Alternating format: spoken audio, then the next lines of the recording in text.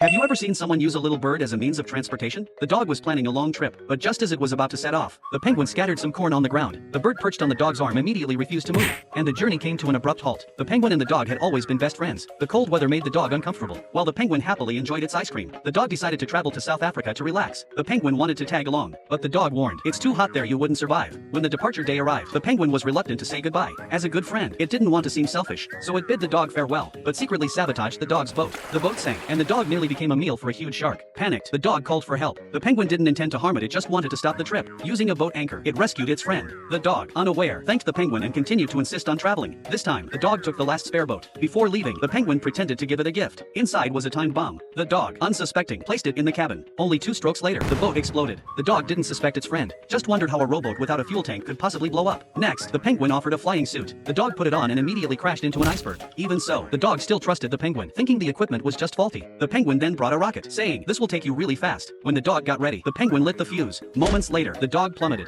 Next came a pedal-powered flying machine. The dog pressed the switch and instantly plunged into the water. Then the dog tried a slingshot. The penguin had deliberately set a low angle, and the dog finally realized its best friend was completely unreliable. Determined, the dog made a hot air balloon, but the penguin had already called in a woodpecker, whose sharp beak punctured the balloon in seconds. Returning to its original plan of taking a boat, the dog found that the penguin had secretly sawed through the engine and the boat, then waved mockingly as if saying goodbye. When the dog started the engine, it separated from the raft. The propeller spun wildly, scraping the dog across the icy waters. After this endless string of setbacks, the dog finally gave up on traveling. The penguin had even made it a little sun, so there was no reason to go anywhere. But just as the dog relaxed for a moment, the tiny sun melted a huge hole in the ice. Even then, the dog refused to leave, because they were best friends.